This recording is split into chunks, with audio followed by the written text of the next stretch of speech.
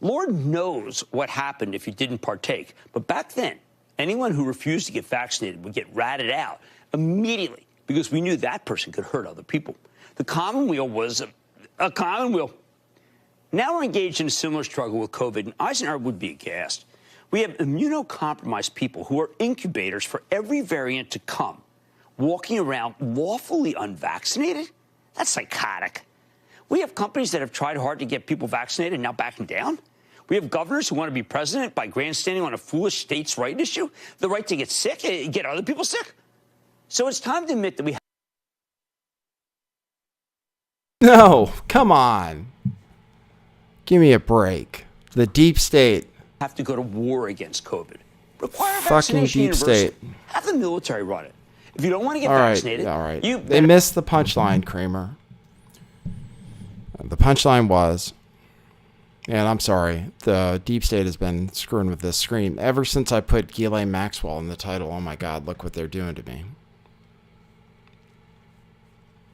I got it. He said that he wants the military giving everybody a vaccine. Got it? That's the punchline. That's Jim Cramer, who doesn't give good stock buying advice either. But that's the news, right? We got Omicron. I said it wasn't a big deal, but they're still kind of trying to say it is. It's supposed to be really scary, and you really need to get vaccinated. Do the thing that didn't work before. What do you say? Do the thing that didn't work before to work this time. And then if you already got it, get it again. And then sign up to, it's a great business, huh? Vaccines. Really good business. So he could just as well be selling Pfizer stock. I'm sure Jim Cramer is brought to you by Pfizer. Wouldn't it be great being a company where you could have the military forcibly make people take your injection and then the government pays for it? That's great. All you have to do is buy all the advertisers and buy all the senators and congresspeople and so forth.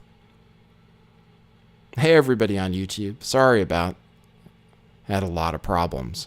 I thought I'd bring the news today. I thought I'd tell the news about what's going on in the Ghislaine Maxwell trial.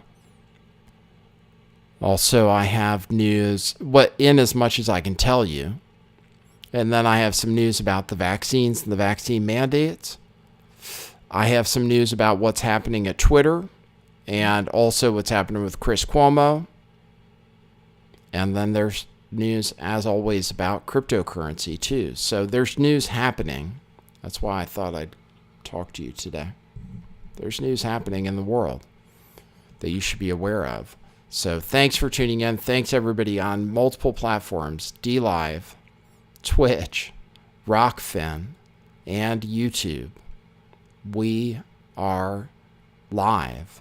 I'm doing a thing, the best thing to support this show, and maybe one day we'll be able to get a computer that can handle this kind of output.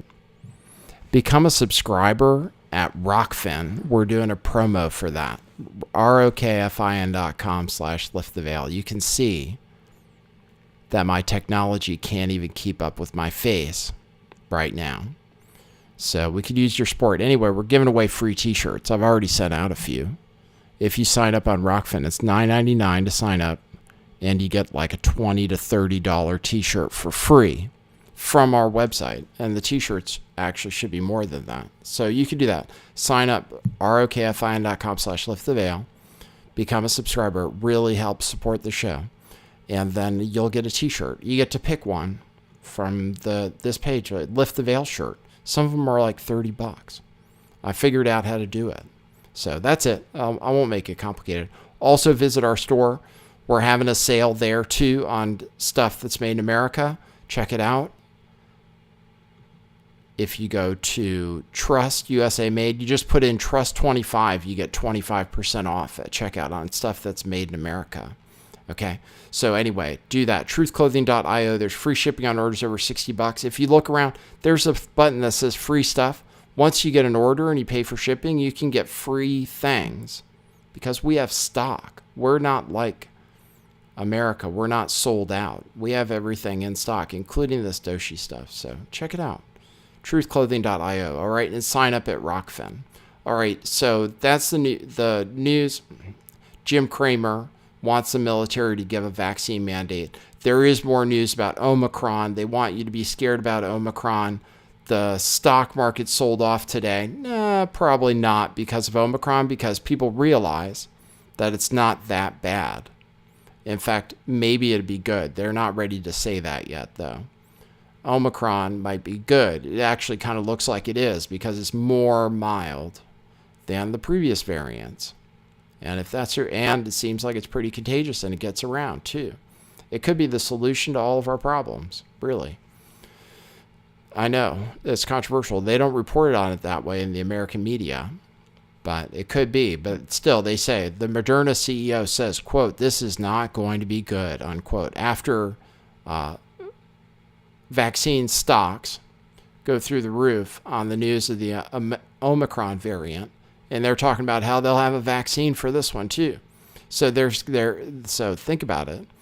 They're going to come out with a vaccine for something that's even less deadly. Maybe. I said, I don't think anybody's died yet of Omicron so far. I think they would have told us if they had. So I'm going to try to keep a death count on this thing to see what everybody's freaking out about. But they say in South Africa that it's not that bad. And that's what I'm sticking with for now. I'm saying, don't sell stuff just because you heard. I don't think stuff's going to shut down because of this thing, Omicron. Let me give you the news. Okay, so that's what's up with the virus and the vaccines and everything. The Ghislaine Maxwell trial is going on right now. We should be able to report from the trial and watch the trial live. But we can't because they don't allow cameras in courtrooms. That should change because I would like to bring you the news and maybe play you clips from testimony that happened in court. Instead, I have to rely on gatekeepers, which is other people, and what they decide to report from what happened in the courtroom. So I can just tell you from a third-hand perspective what happened in this trial, which they're not talking about in the news.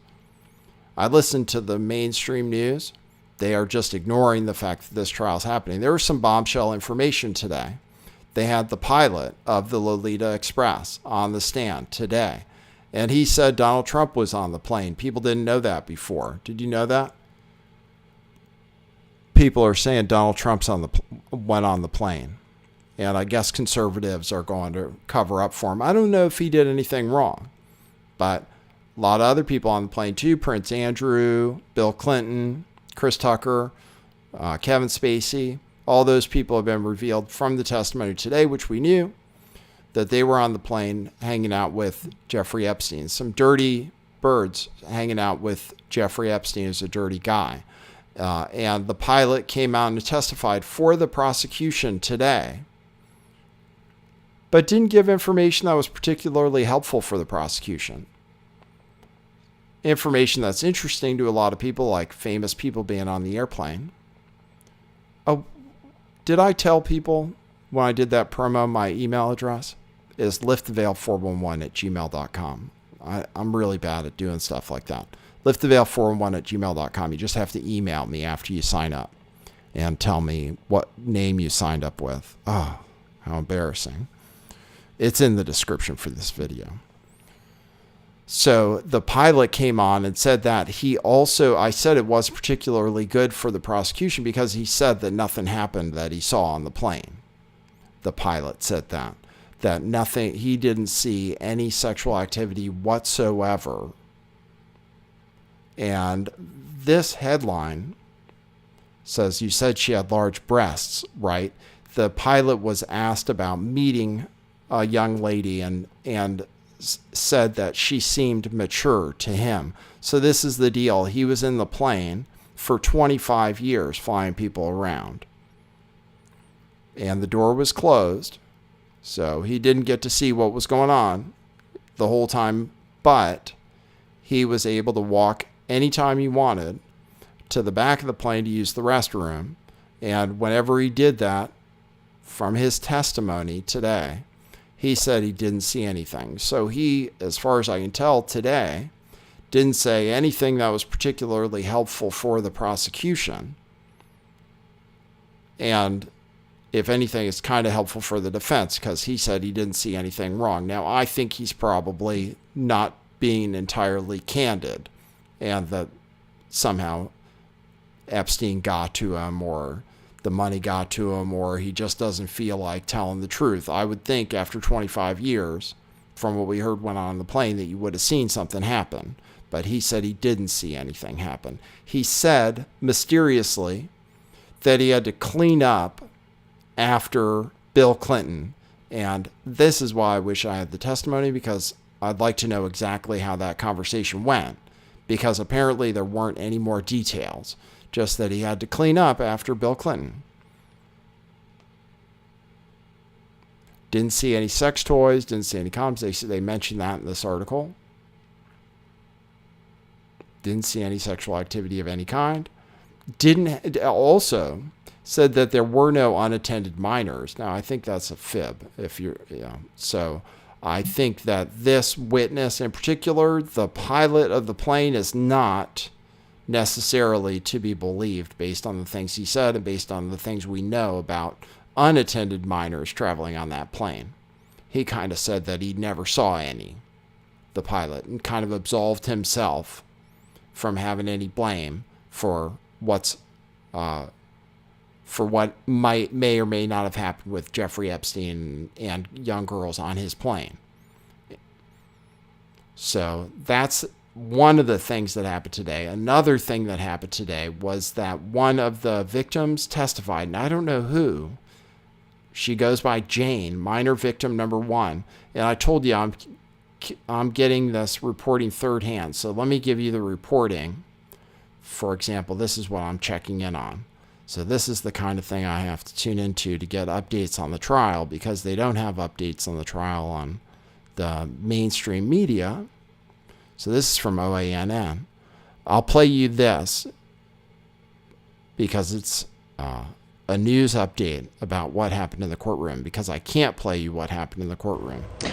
That's right, Rachel. Day 2 of the trial of socialite Ghislaine Maxwell is wrapping up here in New York City. And this is breaking. We just heard from the first alleged underage victim who took the stand after the jury returned from lunch. So there are 4 accusers that I've mentioned throughout our reporting.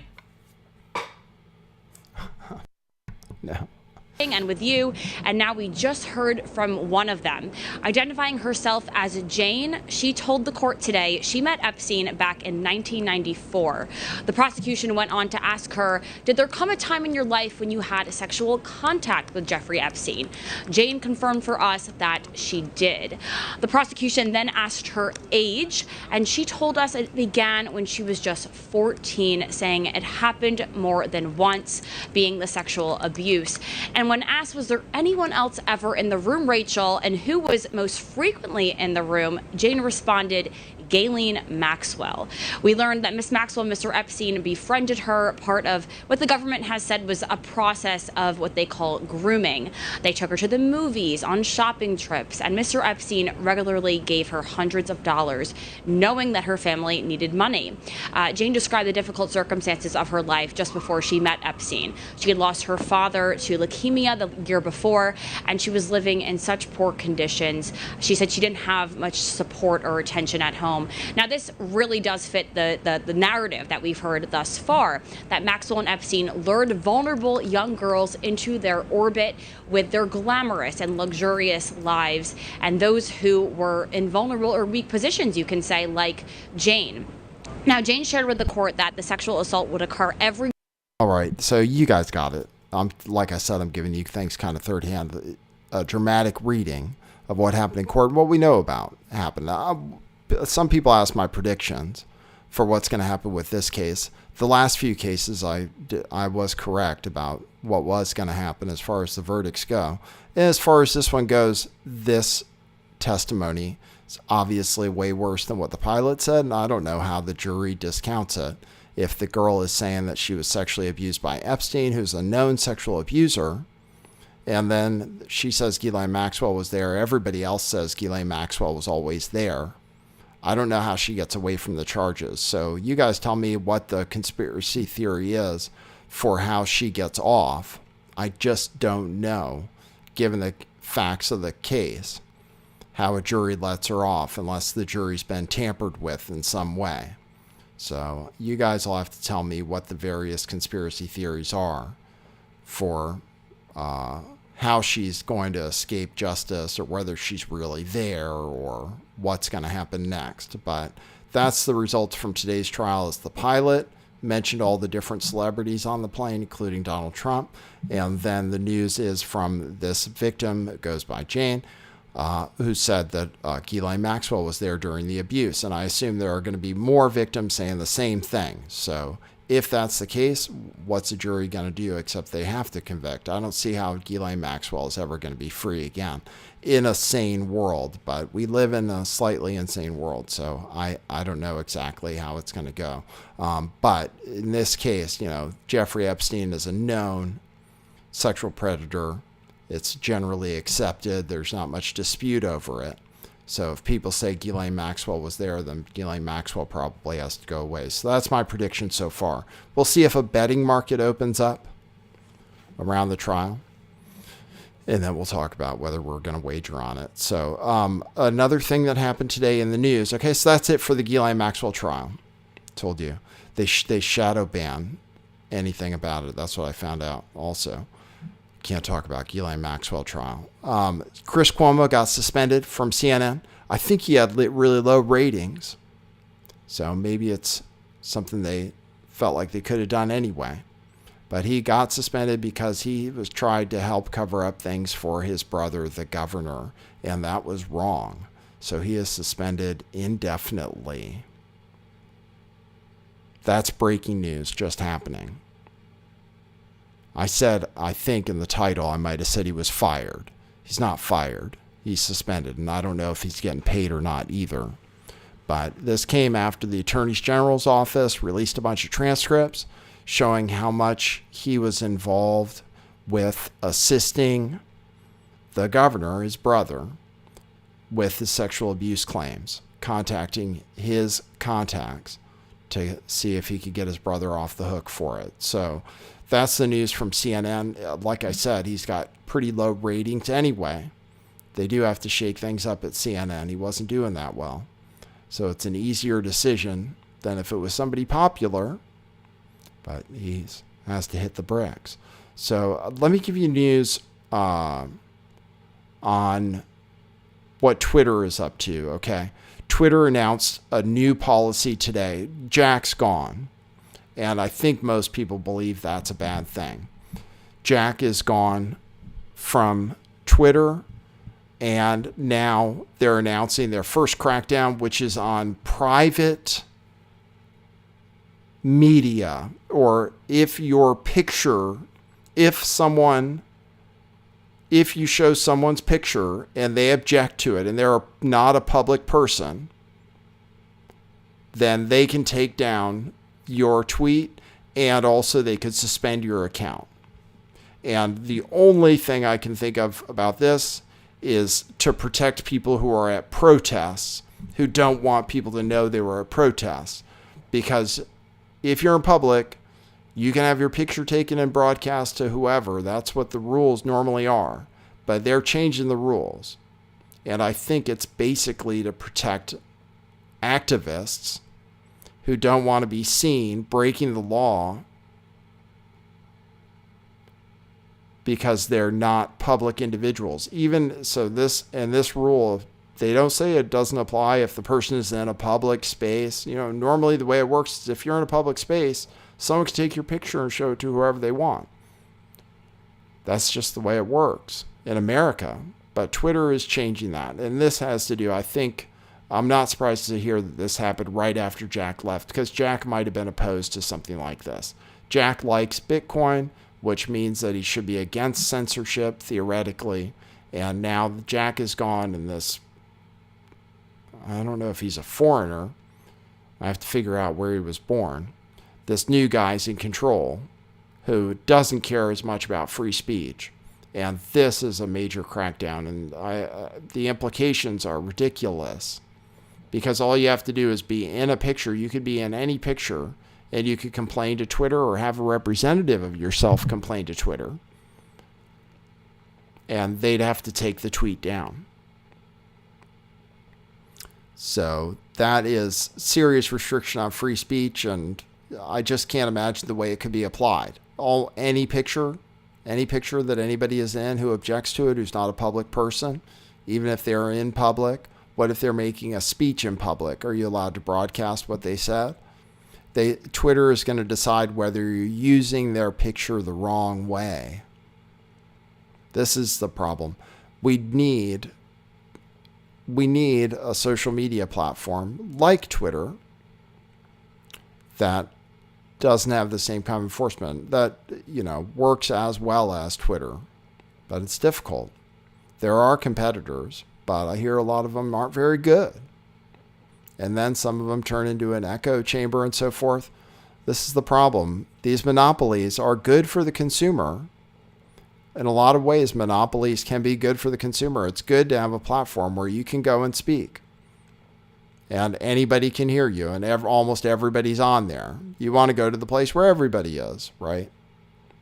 So that would be Twitter right now. Or Facebook. But they should not have the ability to restrict speech in the way that they're currently allowed to do on what is effectively the public square. And until we fix that, then we have problems. We have censorship problems. And Facebook, Twitter, they're censoring people in a way that's bad for democracy. They always say misinformation is bad for democracy. What they're doing is bad for democracy. Censoring speech is bad for democracy. It's un-American. It's wrong. So that's what's going on Twitter. All right. And then let me give you news on Bitcoin. Just because I think Tucker Carlson is on board. And I think big things are coming for cryptocurrency. So hopefully, so Tucker decided to have on Michael Saylor and gave him kind of a fawning interview. So I wanted to play this just to let people know that it's coming, I think, still. Even though there's a lot of FUD and Bitcoin isn't where it's supposed to be. I think it's still coming. Because people like this are getting on board. He's kind of the most popular guy on TV, Tucker Carlson. And he's talking about buying Bitcoin to beat inflation. And that's the correct thing to do. Or Ethereum, for that matter. So let me play you the clip of him and how he sounds about it, and then you can decide. I have to drop in Bitcoin news, though, in every show.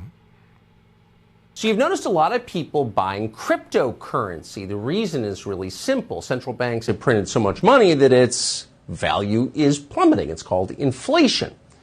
So what is cryptocurrency? What is Bitcoin exactly? Well, we scoured the country for more than a year to find someone who could explain it to us, who really understood it, and who had skin in the game. Michael Saylor is the man we found. There's really no one better, we've decided, to talk to you about this topic. Michael Saylor is an entrepreneur, a business executive. He's made billions in Bitcoin, and he's worth listening to on the topic. By the way, his company just dropped more than $400 million on it this afternoon. We sat down for more than an hour with Michael Saylor for a genuinely fascinating episode of Tucker Carlson Today. Here's a small part of it.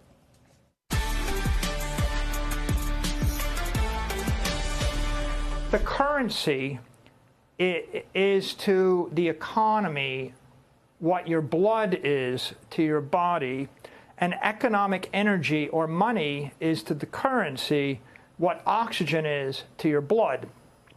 So common sense says if I keep sucking the oxygen out of the room, if I suck the oxygen out of the room, you're going to either suffocate or freeze to death. And if I keep sucking the economic energy out of the currency, the economy collapses.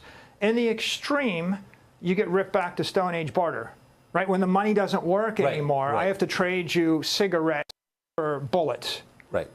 And the problem with that is the economy becomes a million times less efficient, right? If you don't have money, now, how many countries in the world have a collapsed currency? 66 are dollarized. There's 180 about countries. There's 130 floating currencies. All of them are weaker than the dollar. The U.S. dollar is the world's reserve currency. The U.S. dollar is expanding. It was expanding 10% a year for a decade, now expanding at 14% a year. It expanded 34% over the past 12 months. The dollar is weakening. Okay, it's like the oxygen is getting sucked out of the room. So Tucker, if I told you the oxygen is getting sucked out of the room and there's an oxygen mask drops out of the ceiling over there, what would you do? Run for it. Yeah, put the oxygen mask on. Bitcoin is the oxygen mask. Bitcoin, the idea of Bitcoin, let's move to the third spot. Let me pause and say, right? You've made the most compelling case I've ever heard for the need for something like Bitcoin. So you're saying, just to make sure that everyone's following this, the whole point of Bitcoin is to escape the inflation vortex that has consumed all these previous empires. The point of Bitcoin is to fix the money. It's not what Michael Saylor said, because we know what Michael Saylor says about Bitcoin. He has billions of it. It's Tucker reacting to what Michael Saylor said, which really wasn't even the best analogy of all time about Bitcoin. But Tucker agrees. That's the thing. And he's a pretty influential dude. Not that Bitcoin needs any advocates, really, but it's a sign, because we have people like Tucker Carlson. I played Jordan Peterson coming around to Bitcoin too. Influential people figuring out that they need to escape inflation. And we've been talking about that on this show for as long as I can remember, about inflation and having something to protect yourself. And Bitcoin, maybe better, Ethereum, not sure, to escape that. Those are good things. So just bringing you the news as I have to about Bitcoin, so you get on the show, okay? That's the update for today. About half the length of a usual show. Make sure you go out and buy Bitcoin. If you want help with it, I do that too. I wear many hats. I have a Bitcoin hat, and we have Bitcoin t-shirts too at our store. You can sign up at bitcoinmissionary.com. I do private consulting. However, whatever you want to do with crypto, I know how to do it, so I can help you out with that. And it's a good time right now. All right. Thanks, everybody, for tuning in. I appreciate it. Get a t-shirt, sign up for Rockfin, etc. We'll see if we keep surviving on YouTube, and if the technology keeps participating, or if the deep state keeps trying to F with us. Thanks, everybody, for tuning in. And for everyone, all at once, that is what it is.